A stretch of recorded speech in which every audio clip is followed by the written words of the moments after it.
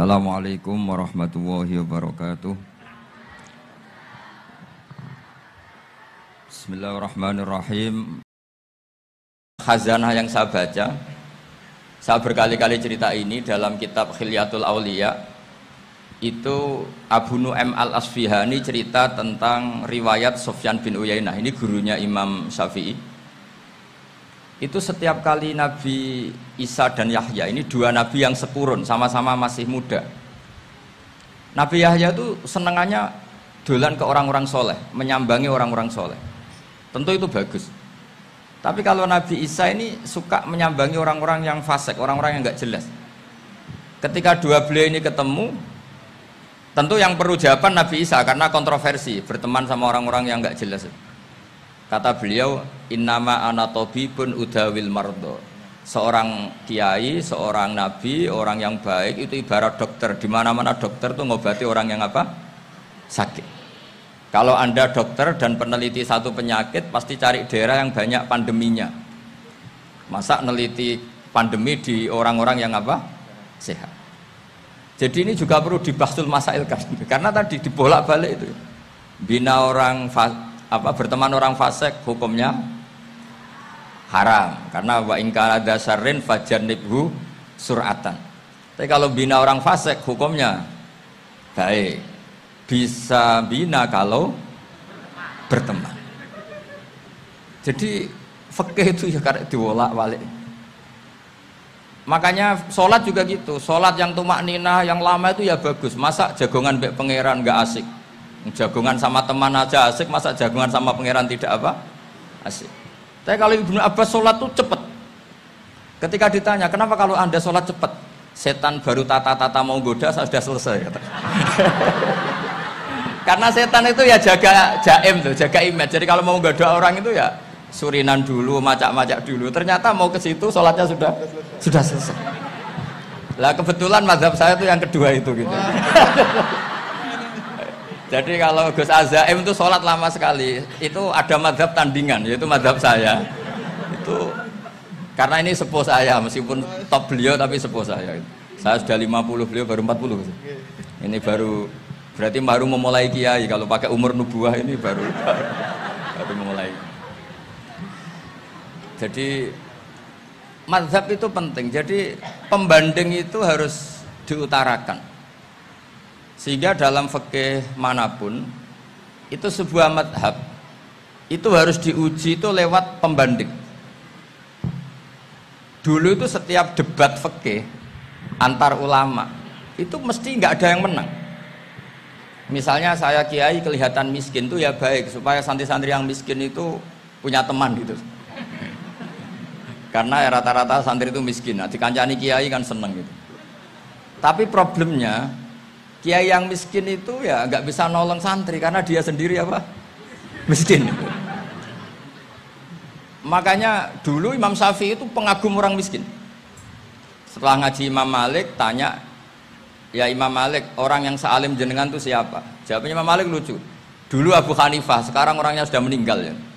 Ilmunya dititipkan atau diwaris oleh Muhammad bin Hasan Asy-Syaibani. Akhirnya Imam Syafi'i dibiayai Imam Malik ke Irak. Imam Syafi'i miskin, bisanya ke sana dibiayai Imam Malik. Itu seperti Abu Ya Said Muhammad masyhur, ini murid beliau. Kalau ada santri boyong kan mesti apa? Disangoni. Ketika datang ke Irak, Muhammad bin Hasan Asy-Syaibani itu nata uang, nata emas itu di ruang tamu. Jadi ngitung uang itu di ruang tamu. Miliatan. Ini kaget, ini kiai kok kedonyan kata Imam Syafi'i gitu. Tapi apa kata Muhammad bin Hasan Asy-Syaibani? Anda kagum ini, Anda kaget ini. Kalau kamu menyoal orang soleh kaya, ini tak kasihkan orang-orang fasik. Biar dipakai judi, dipakai selingkuh, dipakai maksiat. Jangan-jangan. Harta ini harus tetap di orang soleh. Kalau ke orang fasik, bahaya. Berarti kiai boleh kaya? Boleh. Semenjak itu ada gerakan kiai kudu sugih. Ya ada yang kesampaian, ada yang enggak gitu aja. Tapi karena kalau pakai logika fikih, harta itu fitnah. Oke, seakan-akan harta itu masalah. Tapi kalau ini dikuasai orang dolim, maka masalah besar. Jika orang-orang soleh ini harus juga menguasai harta. Nah, terus lama-lama dikiaskan kekuasaan. Kalau yang kuasain orang fasik, orang tidak sholat ribet. Akhirnya kiai terus dukung, ya akhirnya ikut politik tadi. Nak menawa bupatinya kena diatur gitu. Diatur kon sholat, orang ngasih proposal, maksudnya diatur keng sholat maksud. Ini cerita-cerita apa logika fikih. Makanya saya sering ngaji kitab-kitab itu, diantara yang saya suka adalah ada dialog besar yang terjadi di antara orang-orang pilihan, termasuk bahkan di antara para nabi dan Tuhan. Jadi unik, Allah sendiri kadang mengajari kecerdasan para nabi itu ya lewat dialog. Masyhur itu, Nabi Ibrahim itu punya ruang khusus untuk sholat dan tidak boleh siapapun masuk situ. Tahu-tahu ada yang sudah di situ. Beliau membuka, kaget. Siapa memberi izin ke kamu yang punya rumah ini? Saya yang punya rumah dan saya tidak memberi izin kamu. Yang memberi izin saya itu yang punya saya, kamu dan rumah ini. Yaitu Allah Ta'ala katanya. Wah berarti kamu malaikat dong? Iya saya malaikat Israel. Disuruh nyabut nyawa kamu kan? Ya agak sopan karena agak pernah mondok di Salafiyah itu namanya malaikat Israel itu. Itu akhirnya Nabi Ibrahim bilang, wah itu keliru, Anda pasti keliru. Hal ra'aita habiban yumitu habibah, hal ra'aita khalilan yumitu khalilah. Saya ini Khalilur Rahman, saya ini kekasih Allah. Masa ada kekasih bunuh yang dikasih? Itu Israel akhirnya ngaji, masuk akal juga. Ternyata perintah ini mungkin hoax ya. Pokoknya dia terus mikir akhirnya. Iya ya, masa ini kekasih Allah kemudian oleh Allah dibunuh, dimatikan. Terbanglah Israel, matur lagi, ya Allah, kata Ibrahim, hal ra'aita khalilan yumitu khalilah. Masa kekasih bunuh yang dia apa? Kasih. Kayaknya masuk akal Gusti. Mulai ngaji lah kira-kira gitu malaikat itu. Akhirnya oleh Allah dijawab, ya sudah begini, kamu datang ke Ibrahim bilang, hal ra'aita habiban yakrahu ayyalqa habibah. Masa kekasih tidak siap ketemu yang dikasih? Nah, jadi akhirnya Nabi Ibrahim, Israel datang lagi. Logikanya sekarang enggak gitu, begini katanya diajarin. Hal ra'aita habiban yakrahu ayyalqa habibah. Masa kekasih tidak siap ketemu yang dikasih? Terus kata Ibrahim, oke, ya terus mau meninggal. Jadi kalau jenengan cinta betul sama Allah ya harus, ya tidak usah, jangan sekarang tapi. Kalau mati di rumah aja, kalau di pondok ngerepotnya kiainya nanti itu. Tapi nanti setelah punya cucu banyak lah. Nah, barokahnya baca ini, dialog-dialog orang pilihan ini akan tersibak. Karena tidak dalam semua kebaikan itu nggak ada logikanya, rata-rata ada logikanya. Misalnya begini, kalau Anda orang soleh, kemudian anak Anda pamit mau sekolah di Jerman, pilihan Anda mengizinkan apa enggak? Karena potensi jadi fasik ya tinggi karena di tempat-tempat maksiat. Potensi berdakwah dari daerah yang untuk daerah yang tidak ada dai-nya menjadi ada. Itu mesti ulama itu berdebat. Misalnya punya anak pamit mau kembali atau keluarga. Yang satu cara berpikir optimis. Awal ada dai di beberapa negara Eropa itu ya barokahnya imigran, pekerja, mahasiswa. Dan semua itu bumi Allah, harus ada tasbih, harus ada tahmid. Dan itu harus dimulai dari kemauan atau mengizinkan anak asuh kita ke sana. Tapi di sisi yang lain potensi jadi fasik itu tinggi sekali. Pemana iman pas-pasan.